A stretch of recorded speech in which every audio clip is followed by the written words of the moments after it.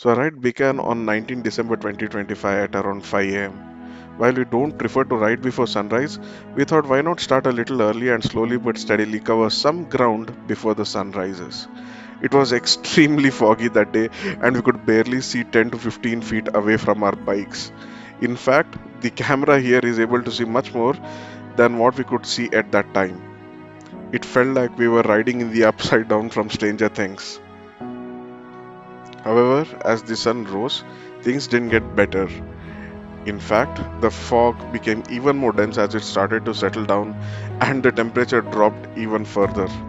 It was really cold. My watch said that the ambient temperature was around 11 degrees. Anisha was on a bike behind me and she was shivering as well. Neither of us were really prepared for this sudden drop in temperature and such poor visibility. However, we decided to keep going slowly, and after 50 kilometers on the STRR, we found a small chai shop and we decided to have that hot tea and give some time to unfreeze our hands. My rain cover was the only thing handy, and though it's oversized for Anisha, we decided that was the best bet to keep her warm until the sun completely rises, which would be in a few hours.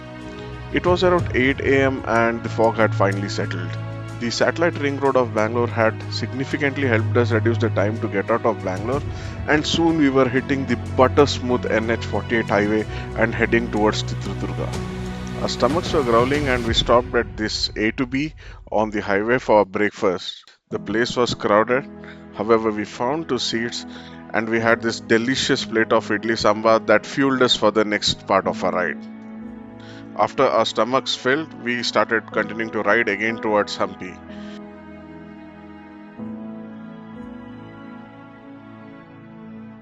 Soon we were in front of the Tungabhadra backwater viewpoint. It is in Jammunathanhalli and 5 kilometers away from Hospete. The view was surreal and the backwaters felt like there was a vast sea in front of us. Suddenly, the whole vibe shifted to a coastal level. And this was right outside the Hospete tunnel, which is again one of the most beautiful tunnels in Karnataka.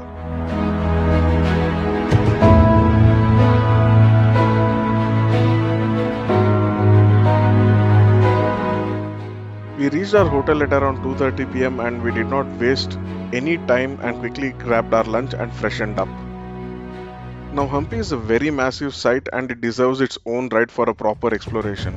But since we were here only for the evening, we decided to explore the core area of the entire archaeological site.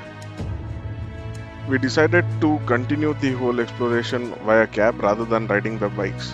I think we had ridden enough for the day and decided to give our bikes some rest while we could sit back, relax, and actually see and explore the whole place. Reaching the Vittala temple, there are electric buses to the main site as well as you can walk for the 1.2 kilometers, which barely takes 15 minutes. Make sure that you hire a ASI guide so that you can understand all the architecture. We were first awestruck by the Vittala temple, which was a temple dedicated to Lord Vittala, a form of God Vishnu. And then we saw the stone chariot, which is an iconic stone chariot, one of only three in entire India. Lastly, the 56 music pillars whose working still remains mystery until today. The sculptures in the temple depict many of our famous Hindu mythological stories, and the architecture beautifully melds science and art. Our guide told us that this chamber once flowed with water, and when the sunlight from the skylight reflected on it, it would illuminate the entire sanctum. Despite the best efforts from the Mughals to destroy the structures, they have withstood the test of time to narrate the story of its glorious era. We also visited the Queen's Bath, which is a 16th century structure which is a prominent example of the Indo-Islamic architecture, and the Lotus Mahal, that shaped like lotus, known for its natural air conditioning. The sun was setting and it was time for us to go back. We were really happy with the places that we had explored. We were fortunate that we were able to see all the places that we had planned. 6 o'clock is the time ASI closes down Hampi for the day, and now we were heading back to our hotel. We had a really good dinner and decided to retire for the day to recover for the next phase of our ride. With this, we concluded the day 1 of our journey. Our day 2 began not very early in the morning. We took really good rest, and today's ride wasn't going to be a really long one. The destination for day 2 was Vijayapura, or formerly known as Bijapur. Vijayapura is just 200 kilometers from Hospete. While we assumed that it wouldn't be a long ride, Google suggested otherwise. The highways began smooth, but eventually they started getting really patchy. However, we were really excited to see Gol Gumbaz, which we had only seen in textbooks. After a span of around 4 hours, we reached Vijayapur. And amazingly, the place of stay and the access to Gol Gumbaz wasn't really far from the highway. It just felt like matter of minutes that we just got off the highway, and soon enough we were deep inside the city where we could see the big dome of Gol Gumbaz. We were literally staying at a walkable distance from the monument that we wanted to see. On reaching the place, we noticed it wasn't very heavily crowded, and before us was the magnificent Gol Gumbaz. The first structure that you get to see is the Nakar Khana, which was a double-storied building where musicians and drummers announced ceremonies or welcomed guests. However, now it's been converted into a museum where you can go and read about the history of the Adil Shahi dynasty who built this beautiful structure. Standing at 44 meters tall, it remains one of the largest unsupported dome structures in the world and the largest one in India. As you enter the mausoleum, you can see the enormous dome structure on the top, and below it are the tombs of Adil Shah and his family members. There are stairs on the side of the mausoleum to reach the whisper chamber or the dome on the top. It's not an easy climb, but once you reach the top, you get this magnificent view of the entire city. You also reach the whisper chamber of the mausoleum. It is said that anything you whisper can echo 7 or more times in this whole chamber. However, we were kind of disappointed looking at the civic sense of the people here, and on closer inspection of the walls in this whisper chamber, you can see that people have even etched their names and defaced these walls. Gol Gumbaz is gargantuous. I don't think any video or photo can do justice to express how big this whole mausoleum is. We spent some more time exploring the place, clicking photos, and returned back to our state to take rest and conclude day 2. Our day 3 began at around 5:30 am in the morning. We are now heading towards our next destination, that is Chhatrapati Sambhajinagar, formerly known as Aurangabad. The temperature felt pretty pleasant in the morning. However, as the city lights faded and the highways got darker, temperature began to drop drastically. It was not long before that we had to stop, and Anisha had to get back into that huge orange raincoat to protect herself from the cold wind. But we continued riding, knowing that the sunrise was pretty close. Soon the sun began to rise, and I must say, the best part of the ride was seeing the sunrise. It's beautiful, and every sunrise felt very different, and I'm pretty sure it's a feeling that would resonate with many of you watching this video. Okay, so we were now about to cross the Karnataka Maharashtra border. Soon we stopped at this hotel to grab our breakfast. We got the much needed time to unfreeze our hands, get some warmth, fill our tummies, and get energized for the next phase of the 417-kilometer long day. As we started riding towards our destination, we started to see the landscape change. Gone were the rocky green mountains from Karnataka, and now we were riding among these beautiful gold plains and plateau-like mountains in Maharashtra. It just felt like we jumped from one beautiful painting to another one. At every turn of the highway, the mountains and the landscapes changed. It kind of brought that unsaid peace to our mind, and this experience is something that I can hardly put in words. We often found ourselves parking our bikes on the side of the highway just to stop and appreciate this very beautiful landscape. Our plan was to reach Chhatrapati Sambhajinagar and take a day break to explore all the beautiful and main tourist locations while giving ourselves also some physical rest. Soon we entered the city of Sambhajinagar. Wide roads, green trees, and a very systematically managed chaotic traffic. The city felt like it was very well planned and managed.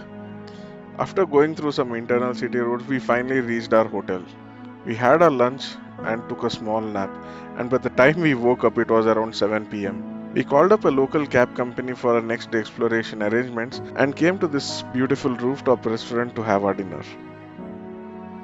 Our day began with the biting December cold at 6 in the morning. We booked a cab service that would take us around the city. We planned to be tourists for the day, sit back, relax, and truly explore this historic place. That's the Daulatabad Fort. Though we were very interested to visit this fort, time was not on our side. This place needs extensive trekking, which was an adventure for another time. Our day began at the Krishneshwar temple, the 12th and the final Jyotirlinga of Lord Shiva. We don't have any pictures from the place since we are strictly not allowed to carry our phones inside the sanctum. We had to deposit our phones outside the temple for a small holding fee. For a change, this felt good since everybody present there were truly in the moment, chanting and enjoying their time away from technology. This was a serene experience and was the right way to start our day. After seeking blessings from the Lord, it was time to help ourselves to some local delicacies for breakfast. I think since we entered Maharashtra, we have been eating misal pav whenever the opportunity arrived. Let me tell you, no two misal pavs were the same. Now it was time to finally visit the big highlight of the day, Ellora Caves. Ellora, a place whose glory we had only read about in our history textbooks.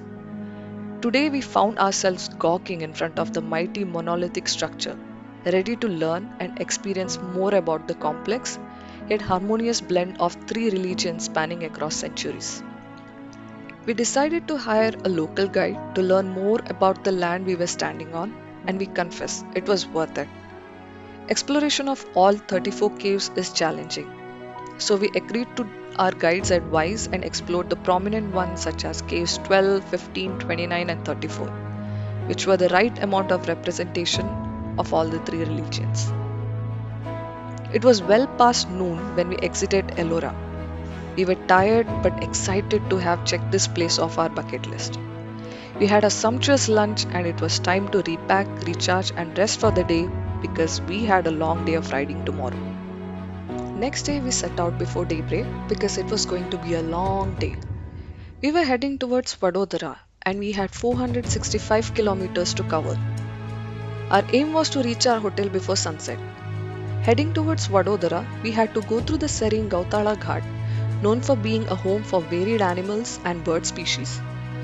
Akshay kept praising the place, telling me how he was falling in love with it. And soon enough, he did quite literally fall in love. He lost his footing and fell. Fortunately, no one was hurt, both Akshay and the bike were fine.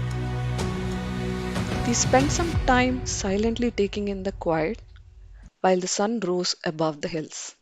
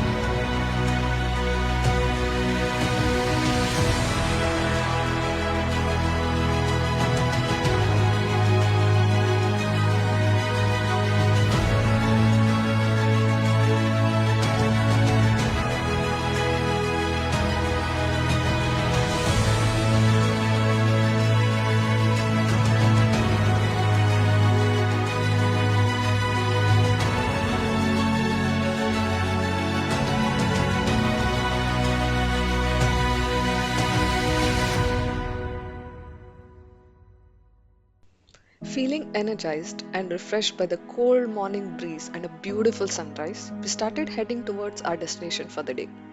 As long as we were in Maharashtra, we wanted to try misal pavs whenever we got the chance. And boy, this one tasted delicious as well. Today was all about reaching Vadodara, and we had nothing really planned in between.